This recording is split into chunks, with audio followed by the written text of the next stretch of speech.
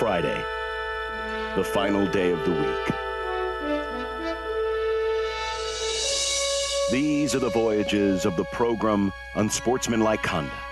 Its ongoing mission: to explore strange new movies, to seek out new bits and new edifications, to boldly go where no radio program has gone before.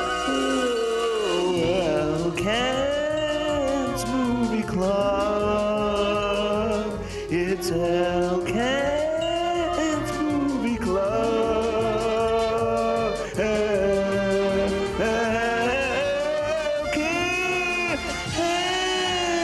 Movie Club. It's Elkins Movie Club. May have concussed myself on that one. Oh, no! Welcome, everybody. Kent, good afternoon. Hello. Hello, Kent. Looking forward to the parachutist tomorrow? Oh yeah, that if it's like the jet flyovers, I'll miss it. Right when they have the flyovers, you can't see anything. You look up in the press box and you see the roof of the press box. And that's it. Yeah, no, that's true. And if it means the return of that Mikey Bow tunnel walk, you remember that one, don't you? When all the Unfortunately, I mean, that whole era had the best tunnel walks. It ended with that, and it began with the Bill Callahan Blueprints for Championships, and he's lowering it, and he's looking, and they had the whole, the trophies being built.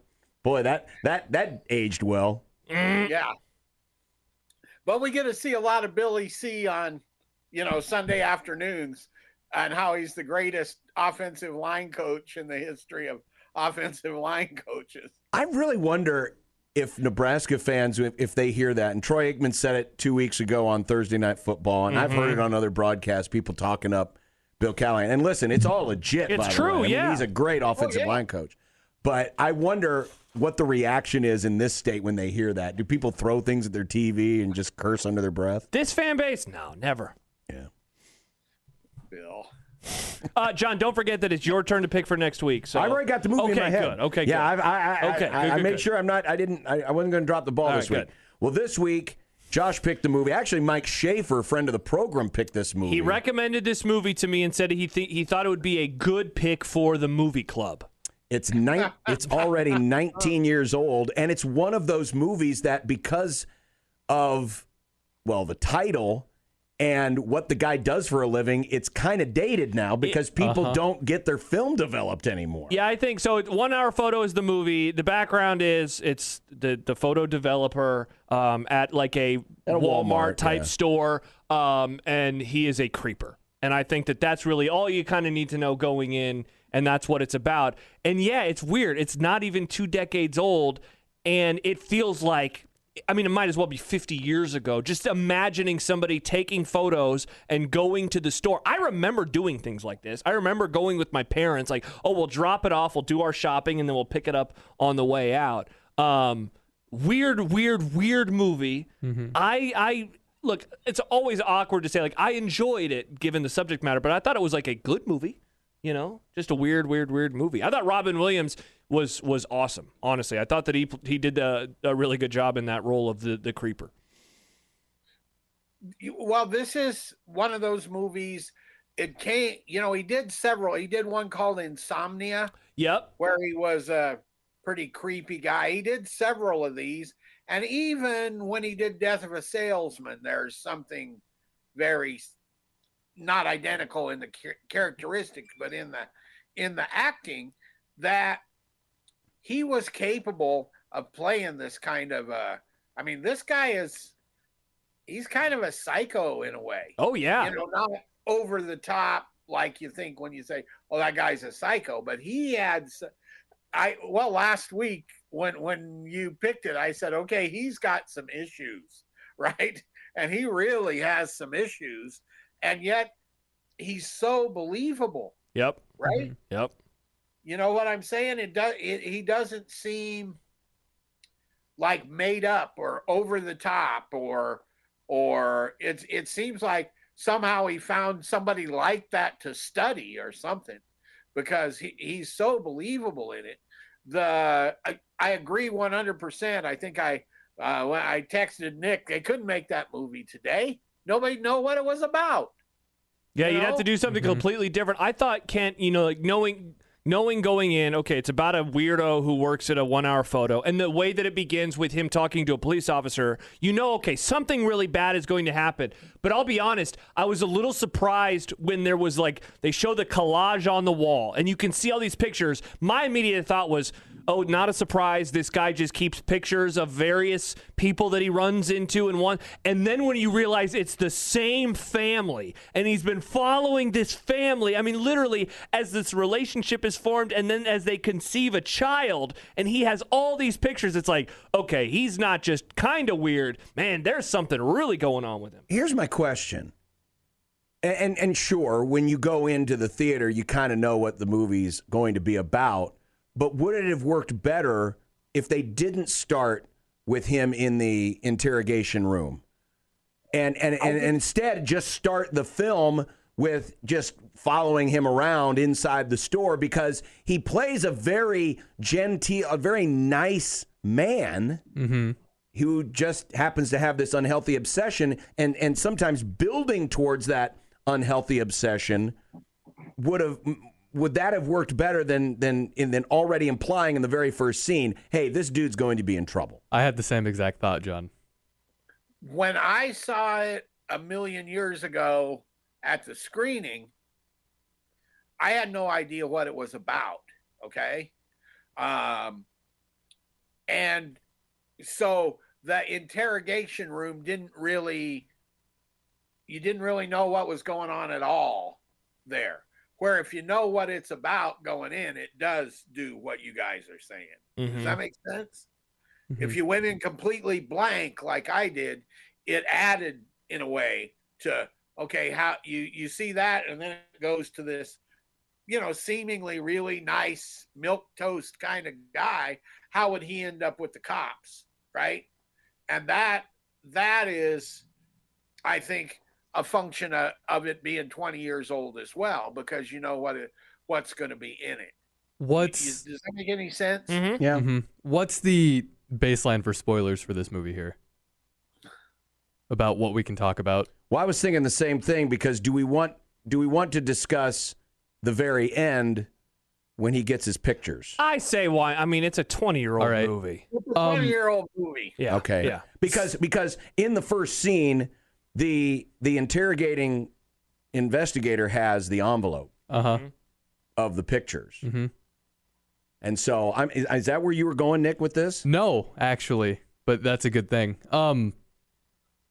It's fair to throw out and call him a weirdo, but I feel bad for Robin Williams' character. I don't see him as a weirdo. I see him as somebody that the system has failed, because that rant, I guess, he had toward the end, or at the very end with that police officer, how he's like, you're a good man, you're a family man, you wouldn't do this, this, this, or this. I got the impression that stuff happened to him when he was a child, and this whole unhealthy obsession with stalking this family is his way of filling in the gap of being a part of a loving family that he didn't get growing up because of the really bad stuff that happened to him. And obviously he took the obsession up to 11. But I see him as more of a victim than a bad person. He did messed up things and bad things, but it's because of what happened to him as a child. But we don't know that, because they don't reveal it. It seems like a really specific thing for him to bring up, though. I think that Nick's on to something here, because he is a very sympathetic character in the end, right? You don't ever loathe the guy, right? You don't. There's something sympathetic about him, and that sort of speech at the end kind of puts a different, almost context to what he did. But I think that's part of why this movie works, is that you don't automatically think he's, and this is a terrible analogy, or Freddy Krueger or something, right? He's kind of a sympathetic guy, and you want to like him.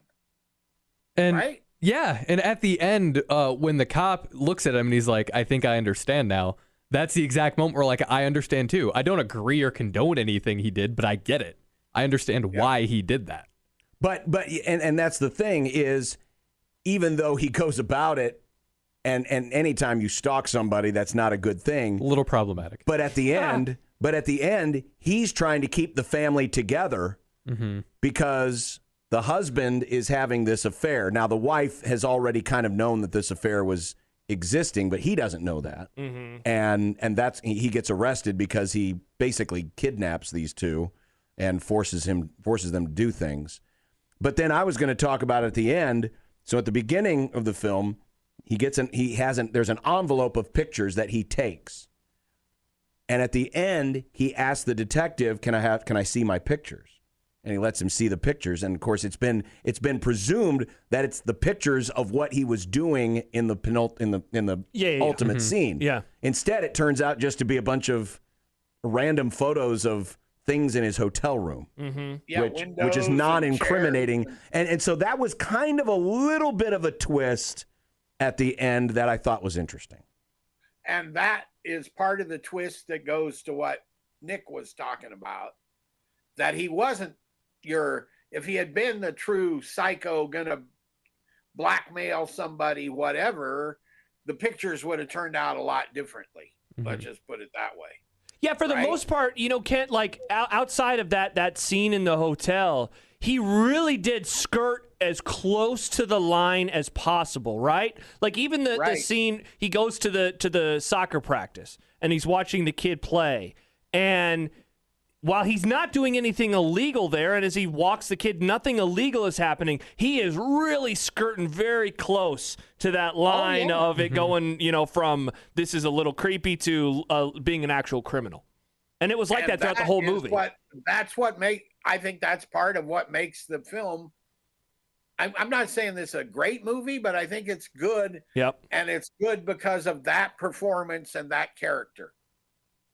Right? Yeah. I mean, because he comes to that edge, but he really doesn't step over it, and like you say, until the final thing that we're trying to avoid saying everything about. He doesn't really ever step over the edge of, quote, legality, at least in a overtly criminal way. I think copying somebody else's photos probably was not entirely legal. Seems against store policy. Yeah, I was gonna say, I wonder what, like legally what you are and aren't allowed to do, or were or weren't allowed to do in a 1 hour photo type scenario. Right. Yeah, you're probably right, Nick. That's probably more of a store handbook thing than it was like actual criminality. Yeah. Sorry. And he did get fired, so Yeah, That's true. Now, he had done some serious movies prior to this. And you mentioned Insomnia came out in the same year. He did Bicentennial Man a few years earlier. Moscow on the Hudson. Which was not real good. No. Moscow on the Hudson way back in early part of his career. Obviously, he's known best for Good Will Hunting. Yep. And that was in the late 90s. And Dead Poet Society in terms of serious roles. Do you think, what did this film do for him in terms of being a serious actor? Was it kind of a lynch point where people could then trust him even more doing something that wasn't Robin Williams-esque, or was it just kind of one in a line? I think you have to take this in conjunction with Insomnia, because they were so close together. And it was like, okay, this guy is a real actor. He's not just a comic actor, just a comedian playing himself in a part.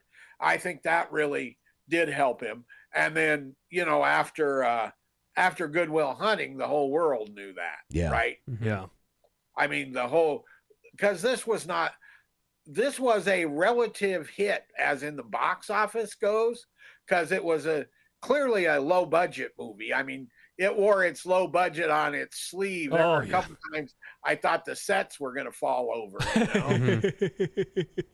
Yeah, the store definitely looked like it was. That's precisely Just so white. Everything in the store So was that white. store looked like a store that I would never want to shop at. Also, props to them for coming up with the name Save Mart, but without an E in the middle of it. Like just such a late '90s, early 2000s thing to do. Or is it Sav Mart, like we it's had a Savvy? Save Mart in Lincoln. We had a grocery Yes, store we called did. Save Mart. Did it have an E though? Yeah, it had an E. One more random note that I had last night. So after he had gotten fired and he was developing the final pictures for that family, he was going through the little boy's pictures and he was crying. And let me know if I'm just overthinking this. Some of those pictures were pretty good for a kid. They weren't amazing by any means, but the framing and the Rule of color thirds. contrast and the rule of thirds, like that kid clearly has some kind of inert gift for taking pictures. And I Maybe wonder. you should join us on remotes. Nice. Did a joke. I knew it was going to happen. And I think that in that moment that hurt the character even more because I think it's fair to say he's a big fan of pictures and a big fan of good pictures. And seeing this kid that he's basically seen watch grow up, develop this talent that he had that he'll never get to see flourish more, I guess. It made that scene more sad for me with that mindset. And I think you're right. And I think that brings up something that I was wanted to say and had forgotten until now. This is a photo nerd movie as well. Almost all the minor characters are named after famous photographers. Really? Oh. Like Vander Zee, the cop. He was I can't remember his first name. Maybe James. The Harlem Renaissance in the 1930s in Harlem. Mm-hmm. He was the photographer of the Harlem Renaissance, and the Sheldon Art Gallery here in Lincoln has a whole portfolio of his fabulous photographs. Okay. Great photographer. And almost every one of these minor characters is a famous photographer's name. That's really cool. Yet there wasn't an Eastman in there somewhere, as an Eastman Kodak. That might be a little. Well, he wasn't. Yeah, he was more a business guy. Yeah, I guess. I'm just glad that Jack Polaroid was in there. It was my favorite character. It was a joke. I know. Camera joke. Thank you, Ken. Thank you. Appreciate it. Yes. And you know what? Well, after watching this, it made me miss Robin Williams. I know, man. I thought the same thing. Me too. R.I.P. I've always loved Robin Williams. I can remember. I mean, when Mork and Mindy came out, it was high comedy. And be honest, My did you dad Google? loved it. Did you Google the Peter King Robin Williams tweet? No, Did you Google that? Okay, I did. It was so silly. Yeah, so it just made me miss Robin Williams. Yeah. Because he was so good in just about everything he did. Yeah. And this is going to be pretty weird, maybe. But you know what I thought during this is also maybe his depression and his mental problems contributed to his portrayal of this guy. You know, Yeah, I could see that. That's certainly possible because he obviously dealt with it his entire life. Yeah. Or most of his entire life. And yeah, I Had to go to a dark place. Yeah, he do. did, and I have to admit now that you mention it, I that was in the back of my head too. Just that, hey, he can really channel this pretty well. He obviously had, some depression issues. Yeah, some demons himself. But I enjoyed it. Cheery note for your afternoon. Yeah, what an uplifting movie. Yeah. Well, like I said, it is an uplifting movie because the man is trying to defend marriage. There you Family go. film. It's a There you family go. values film trying to Family defend values marriage, film. down with infidelity. He goes to the weddings and he hears all the things about remaining together through thick and thin, and he's cheering like we Yep. go to sporting events and cheer. Yep. That's what he does. That's right. Yeah. Yeah. There you go. Exactly. And he's good at customer service. And he's He's good at great at customer service. Yeah. He taught that one guy how to develop pictures. There you go. Yeah. Yeah. Just an all-around great guy. All right, that is 1 Hour Photo. It's streaming right now on HBO Max, if you'd like to see it for yourself. Next week, What are we watching? Uh-oh. Did you forget it? Halloween Kills. Oh. Oh, is that the new one? It's the one. It's the new Halloween. It's on Peacock. Well, I just watched the original the other night me with too. my wife, My wife. and And I thought, what the heck, and I realize Halloween will be done on Sunday, but it is new. And Spooky season rolls on for Nick. I am kind of okay curious, with that. because I haven't seen a modern slasher film in quite a while. Watch The Conjuring. I guess that's not really. I can tell you there's not a hell of a lot of difference between a modern slasher film and it's still a slasher film. Though I would say the original Halloween, when you compare it to a lot of especially the stuff because that was in 78. Yeah. In the 80s, it was like gore everywhere. The original Halloween is not that gory. No, it is not. No. Also, the way it begins is so funny with him like watching his hand stab his sister. I mean, okay, that sounds really creepy on my part. Just that he looks at his hand while. Is that in chapter 17? Okay, never mind. Halloween Kills. Chapter 10. Halloween Kills. It is on. The other one that was terrifying and not all that gory was the first Nightmare on Elm Street. You know what? I should rewatch that because I haven't seen that in years. Terrifying. See, wasn't that the one? I thought there was a ton of blood that came out of the bed. Yeah, wasn't that the one where the dude's laying in the bed and Freddy's arm comes up through the mattress, reaches over, grabs the guy by the stomach, pulls him in? Only really thing like that. Okay, you don't want that to happen kind when of you're builds sleeping. towards that. Okay, that's the one scene I remember. But Halloween Kills, it's streaming on Peacock. Perfect. There you go. I did it for you, Nick, because I know this is your holiday. Thank you, John. Yeah, did you rent the movie, Nick? How did you watch? I rented it. You rented it? It doesn't bother me. So now in the last 2 weeks, you spent, what, about $8? $6. Interesting. That's close to $15. Anyway. Time for a prediction, Kent. Besides parachute is coming into the stadium, what do you see happening tomorrow? I have no clue. Obviously. How many times have I been right this year? Like 0. Let's say, for reasons I have no idea why, Nebraska 24, Purdue 17.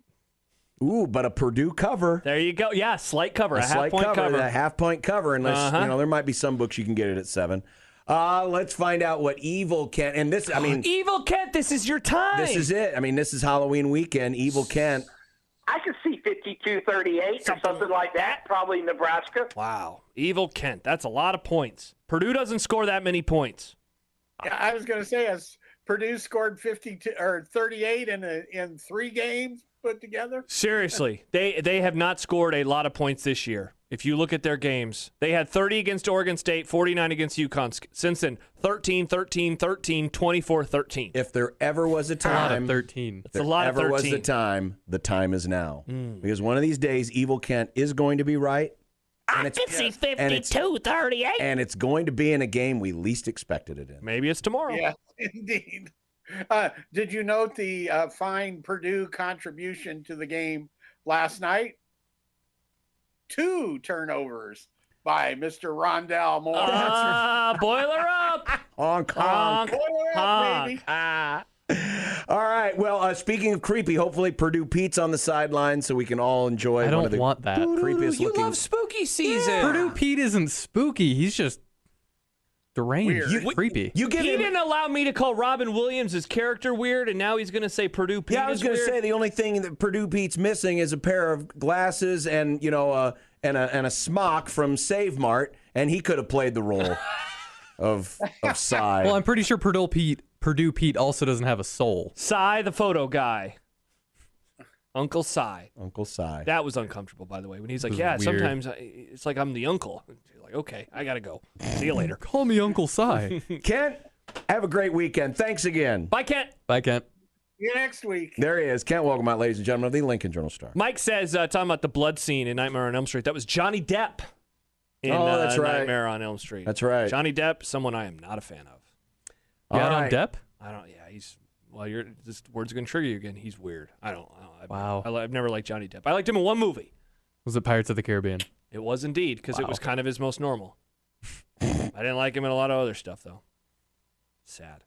All right. We've got more to come. We've got the look ahead to this weekend in college football and in the happy hour. Beer. Happy hour beers. Mm-hmm. Beer. Because it's One Beer Friday. Yeah. Predictions. Keys to the game. All coming up right here on 1620 The Zone.